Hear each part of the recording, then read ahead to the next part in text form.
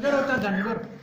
धनगर होता तर असंच एक आमचा मठ, आमचा मठ आहे ना असं आमचे लोक रोजाने मठात येऊन ऐकायला लागल्यात, महाराज सांगायला लागल्यात. ते ऐकत होता, तो रोजच बघत होता. मेंढरं घेऊन जात होता धनगर. मेंढरं तिकडे सोडायचा आणि यांचा काय प्रसाद असला तर इथे घ्यायचा प्रसाद आणि ते खाऊन आपण मेंढरं घेऊन घरी जायचं. असं रोज करत होता. एक दिवशी काय म्हटलं, एवढे लोक सगळे जमा झाले. हे लोक जमा झाल्यानंतर यांना विचारावं. तो आला, विचारलं त्या लोकांना, बाबा तुम्ही काय महाराज तुमचे सांगणार आहेत आणि तुम्ही काय ऐकता? तर आमच्या महाराजाने आम्ही गुरु केलं त्यांना, त्याने काय ज्ञान गुरुचं आहे ते सांगत असतात आणि ते आम्ही ऐकत असतो म्हणून आम्ही बसतो असं म्हटलं. तुमचे गुरु मला ज्ञान देतील काय? ते काय की बाबा तू विचार, आम्हाला काय सांगता येणार नाही, तू विचार. बरं विचारतो. दुसऱ्या दिवशी मेंढरं घेऊन आलं आणि चारवत मग ह्यांचं ते भजन चालू झालं. भजन चालू झाल्यावर प्रसाद दिले. प्रसाद दिल्यावर ते प्रसाद बी त्याला बी देऊन देत होते. प्रसाद खाल्ला आणि जरा महाराजांना जाऊन विचारू काय तुमच्या? विचारू बाबा म्हटले.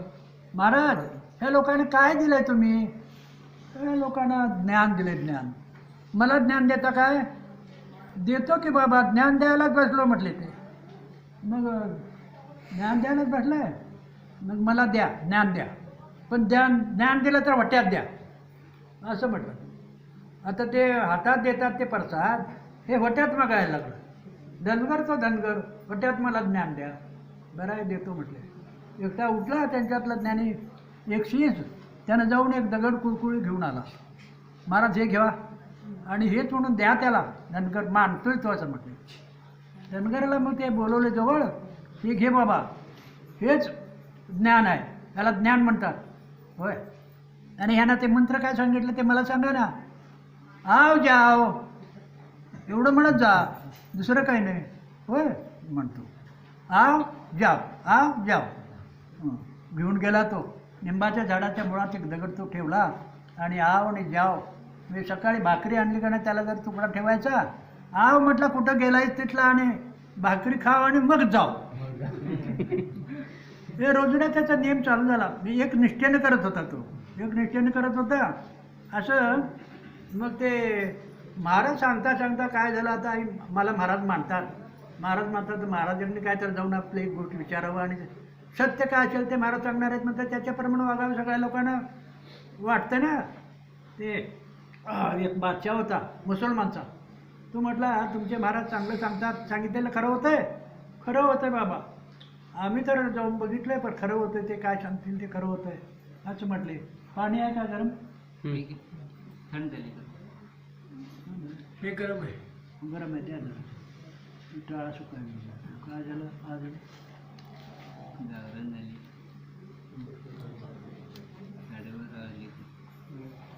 12 वाजले नाहीत अजून. जागरण कसली झाली?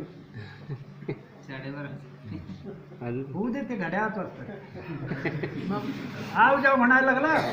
आव जाव म्हणायला लागल्याबरोबर जरा थांबा, आणखी 1-2 मिनटं आहे. आव जाव म्हणायला लागला. त्या बादशाहनं काय केले, ते तुमचे महाराज असं चांगलं सांगणार आहेत तर मुसलमानचा. त्याने जाऊन महाराज मी जरा विहीर खणणार आहे, त्याला पाणी किती फुटावर लागेल जरा मला सांगा. त्याने म्हटले ते त्या भागात काय पाणी किती फुटावर लागतं ते अंगूर बेंगूर तिकडे त्या भागामध्ये खोल विहीर काढावी लागते. ते सांगितले त्याने. एक 125 फूट खोदा म्हणजे लागेल. 125 फूट खोदली. आकार धरला होता फार मोठा आणि 125 फूट खोदली. 125 फूट खोदल्याबरोबर आणि आला. महाराज 125 फूट खोदलं परंतु पाणी लागलं नाही. हो काय करावं म्हटलं. अजून 5 फूट खोद आणि 5 फूट खोदला आणि 105 फूट झालं. 125 म्हणजे 5 आणि 25 35 फूट 130 फूट झालं आणि गेला. आणि एक 2 फूट खोद आणि 2 केल्याही पाणी लागेना आणि एक 4 फूट खोद आणि 4 फूट खोदलं तरी पाणी लागेना. हे कसले महाराज तुमचं काय केलंय तुम्ही म्हणून उठता टाणून झालं. तो ह्यो कोण? मुसलमान. पाणी मागणं लागणारा बादशाह उठला. आता काय नाही म्हणते, होते नव्हते तेवढे सगळे पैसे विहिरीत घातले आणि आता काय करावं, मोकळा होऊन बसलो मी. आता मला आता काय करावं ते समजेना. पाण्याला पाणी लागलं नाही, लोकांची मजुरी देऊन पैसे संपवलं, घरात बी काय नाही, आता काय करावं, ह्याला लिदीत घालतो म्हणून त्या गुरुचा हात धरून ओढायला लागला. गुरुचा हात धरून वाढताना शीस होते ते, नको नमस्कार करतो तुम्हाला, आमच्या गुरुला नेऊ नका, नाही लिदीत घालतोच, सोडतच नाही म्हटलं. पाणी लागत नाही, विहिरीचं पाणी लागतं म्हणून सांगायचं कशाला झग मारायला, असला गुरु केलाय तुम्ही असं म्हणून सांगितलं.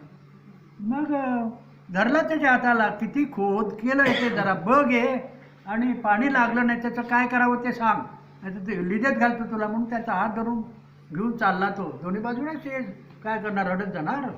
मग दोन्ही बाजूने शेज होते, काय करता बघूया म्हणून सगळे बरोबर गेले, काठावर जाऊन उभे राहिले. मग त्या धनगरानं ऐकलं, माझ्या गुरुला कुठं घेऊन जायला लागला तुम्ही, त्या बादशाला म्हणतोय, विहिरीला पाणी लागलं नाही रे, तुला काय धनगराला मेंढर राखणार होतो तू, मला कशाला येऊन विचारायला लागलास, तुझ्या महाराजाला विचार, का धरला हात आणि का घेऊन जायला लागला ते.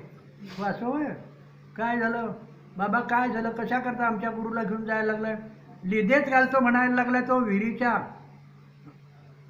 खोदकाम केलेल्या त्यात घालतो आणि मातीवरनं वढतो, आणि माझे होते नव्हते तेवढे पैसे गेले, आता काय करावं म्हणून याला घेऊन जायला लागलो. म्हटलं नाही, मी तुमच्या ह्याला पाणी लावून देतो विहिरीला, माझ्या गुरुला तुम्ही हे करायचं नाही, शब्द ठेवायचं नाही असं म्हटलं. तू काय करतो जा रे धनगरा, तुला काय माहीत आहे, येऊन ते प्रसाद खाऊन मळगावलंच वाटतं, आणि तो पाणी लावून देतो, काय पाणी लावून देतो म्हटलं.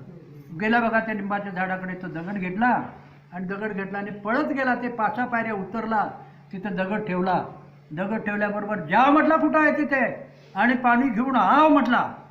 तिथून झड लागली पाण्याला, 5 फुटावरनं झड लागली, ते अजून विहीर तशीच तिथपर्यंतच भरते, त्याच्यावर येत नाही आणि त्याच्या खाली बी जाते, तसंच पाणी आहे ना. इंग्लज त्या गावचं नाव, जाऊन चौकशी करून या. असले सद्गुरू, असले मठ, आणि हे रिम सांगून लोकांना पटलं पाहिजे का नको, टपाकडे सांगावं. अर्धी लोक झोपेत ऐकतात, म्हणजे काय लोकांना काय गोडी वाटणार सांगा ना. बोला पुंडली विठ्ठल श्री ज्ञानदेव तुकाराम, श्री सद्गुरुनाथ महाराज की जय, सद्गुरुनाथ महाराज